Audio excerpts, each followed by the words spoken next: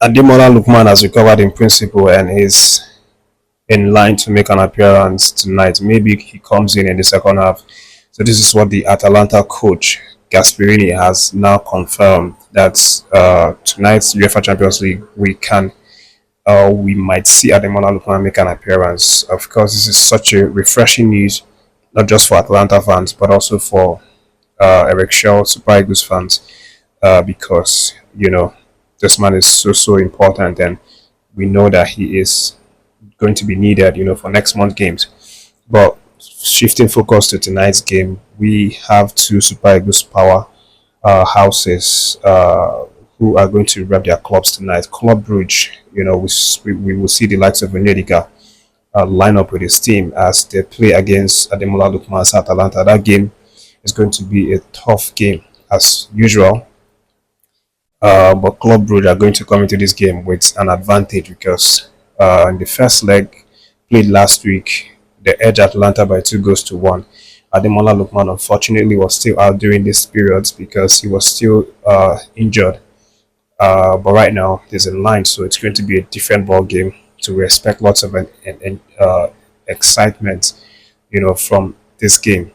So if you have chance, you can watch it live and then enjoy yourself with that one. But moving forward, guys, we have some other interesting stories, and this one is not a very good one because it involves Maduka Okoye and the fact that his official return date has now been shifted to April 13th. This is the latest coming out from his camp right now. Although the man has resumed training, indoor trainings where he was training, with a ball and some machines, catching the ball, throwing it back to his trainer and things like that. He looks really sharp and all of that. But the official news now is that he's not going to be fit until April 13th. That when they are looking at him coming back to full fitness is around April 13 or above. And this is definitely a huge blow for the Super Eagles of Nigeria. Coach Eric Chelle, of course, I'm sure if he had seen this, he's going to be devastated because he was looking forward to having his goalkeepers available, not just Maduka Okoye, but all of his goalkeepers. Standing Wabali as well. We've seen one or two issues in recent days and slash weeks, and it all started with the passing away of both of his parents in the space of I think 2 months, and since then he's been struggling to be fit emotionally, psychologically, and that had obviously affected his professionalism, in terms of making appearances for Chippa United. We've seen that. I talked about that a few videos ago. Their last two games, he caused a huge blunder that actually cost them that game. And so definitely hearing this kind of news again, Maduka Okoye being ruled out for return until April, which is like a month after we have played those games. So if this is anything to go by, then that means Maduka Okoye is not even in a picture to be called up because his recovery is going to be after these games in March, and it's definitely a huge blow. And as far as the options that we have right now, of course, if you follow the channel, there are a number of options that I've talked about that are available. A few new Super Eagles eligible who can still represent the country.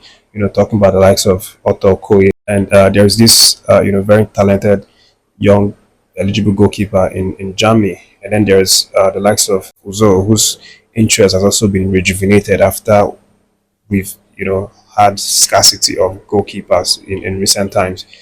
But there's still question about Uzo because the match that he kept, their last match, he actually considered a very controversial goal, which was, to be honest, very early in the match. He considered that goal in the second minute, and lots of questions can be asked about, how good he is at this point, because you can't be considering, goals like that, and then you expect us to trust you when you come to represent the country, or you expect the coach to trust you and call you for considering these kinds of cheap early goals.